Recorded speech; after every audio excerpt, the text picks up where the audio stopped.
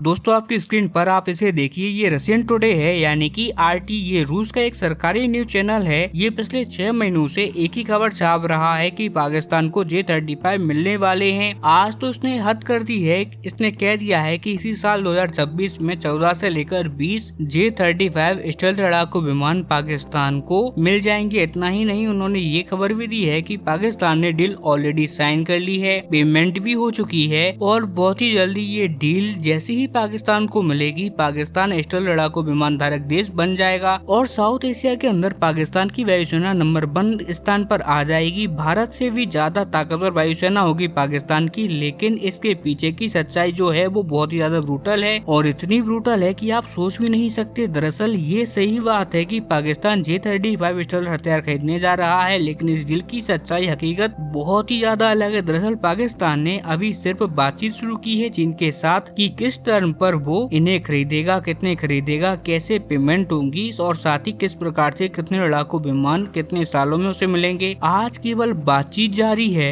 और ये बात खुद पाकिस्तानी ऑफिशियल्स कह चुके हैं कि फिलहाल इन लड़ाकू विमानों का पाकिस्तान आने का कोई चांस नहीं है। यहाँ तक कि अगर पाकिस्तान आज इनकी डील करेगा तो 2030, जी हाँ दोस्तों, 2030 में जाकर इनकी डिलीवरी मिलेगी। और ऐसा इसीलिए क्योंकि ये एक तो स्टेल्थ लड़ाकू विमान है, इसका कोई भी फ्रेमवर्क पाकिस्तान के पास है ही नहीं। पाकिस्तान को इसे रखने का, मेंटेन करने का प्रॉपर इंफ्रास्ट्रक्चर बनाना पड़ेगा, जिसमें पाकिस्तान को सालों का टाइम लग जाएगा। इतना ही नहीं, इस लड़ाकू विमान की ट्रेनिंग भी प्रोवाइड करवानी पड़ेगी अपने पायलटों को और साथ ही अलग तरीके से इसके मेंटेनेंस हब बनेंगे। और यहाँ पर सबसे बड़ी समस्या आ जाती है पैसे की। भले ही चाइना यहाँ पर लोन में या किसी और प्रकार से या डिस्काउंट में अपने J-35 स्टेल्थ पाकिस्तान को दे दें, तब भी इन्हें कुछ पेमेंट तो चाइना को करनी ही पड़ेगी। कम से कम 25% पैसा तो इनको देना ही होगा चाइना को। इन्होंने पहले J-10C और J-31 खरीदा था, उसमें भी यही हुआ था। चाइना ने इनको बहुत डिस्काउंटेड रेट दिया था, लेकिन उसके बावजूद इन्हें कुछ बिलियन देने ही पड़े थे चाइना को। अब बात यहाँ आती है कि ये पैसा उनके पास कहाँ से आएगा, क्योंकि अगर हम फिलहाल की बात देखें तो फिलहाल पाकिस्तान की हालत ऐसी है कि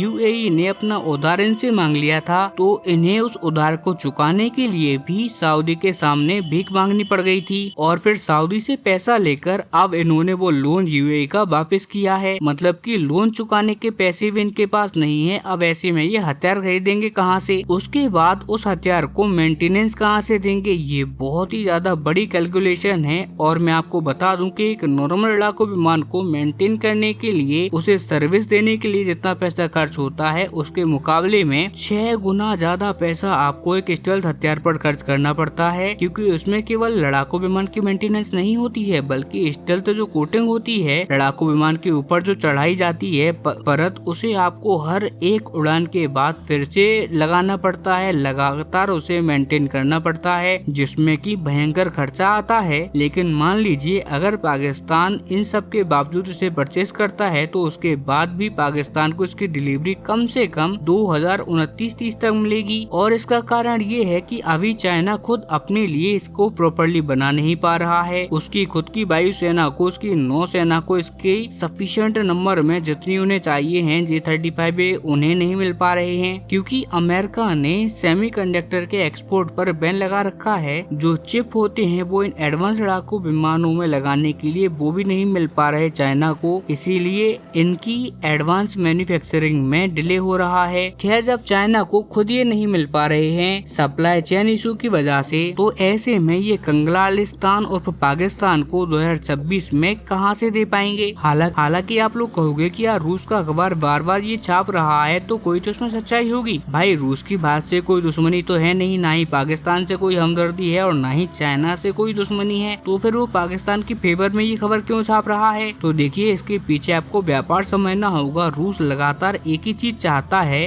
कि उसके Su-57 भारत परचेज कर ले और इसके लिए वो भारत को अलग अलग ऑफर भी दे रहा है भारत सरकार को लुभाने के लिए। कभी कहता है कि भारत में सारी मैन्युफैक्चरिंग करवा देंगे, भारत में Su-57 की फैक्ट्री लगा देंगे और इससे आप भारत से ही बाकी देशों को भी बेच सकते हैं। इसके साथ वो कहता है कि हम इसके साथ अपनी हाइपरसोनिक मिसाइल आपको दे देंगे।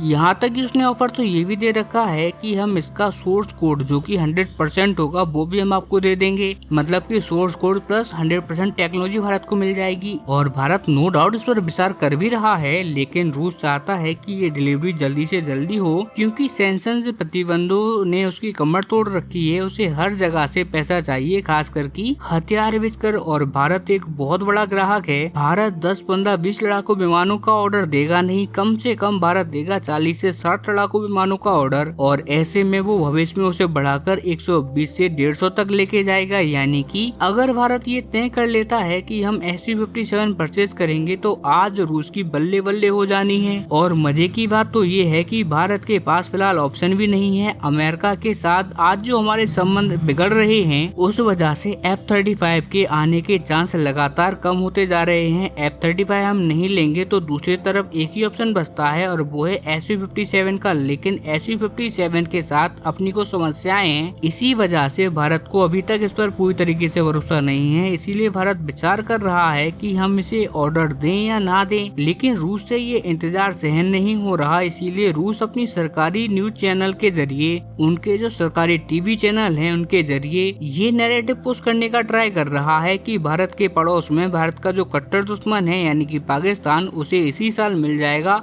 चाइना का J-35 स्टेल्थ फाइटर जेट, जिसके बाद होगा ये कि पाकिस्तानी वायुसेना भारत से कहीं ज्यादा ताकतवर हो जाएगी। और इससे भारत में एक माहौल बनाने की कोशिश है भारतीय सरकार को कि फियर फैक्टर ट्रिगर करने की कोशिश की जा रही है। साफ साफ मैं आपको बताऊं तो भारत के अंदर ये डर पैदा करने की कोशिश कर रहा है रूस की किसी भी तरीके से। अगर आपके पास पाकिस्तान से स्टेल्थ हथियार आ गए तो आपके पास उसे जवाब देने के लिए कुछ भी नहीं होगा और फिर पाकिस्तान भारत से बहुत ज्यादा आगे निकल जाएगा एक स्टेल्थ टेक्नोलॉजी के अंदर, जिससे घबराकर भारत फटाफट Su-57 का ऑर्डर प्लेस कर दे। हालांकि नो डाउट आपको ये चीज सुनने में बहुत ज्यादा गुस्सा आएगा कि यार रूस ऐसा कैसे कर सकता है, रूस हमारा पक्का दोस्त है, वो क्यों ऐसा करेगा। लेकिन मैं आपको बता दूं कि ये व्यापार है और बिजनेस दुनिया का ऐसा ही चलता है और भारत को इससे गुस्सा होने की नहीं बल्कि हमें इसे सीख लेने की जरूरत है क्योंकि हो सकता है कि कल को हमारे पास भी कुछ ऐसी चीज आ जाए, फिर हमें भी कुछ इसी तरीके का कुछ करने का जरूरत पड़े। खैर, आपका रूस की इस घटिया हरकत पर क्या मानना है, आपकी राय कमेंट में देना ना भूलें। चैनल सब्सक्राइब करें, वीडियो को लाइक करें। हम मिलते हैं जल्दी अपनी अगली वीडियो में, तब तक के लिए नमस्कार, जय हिंद।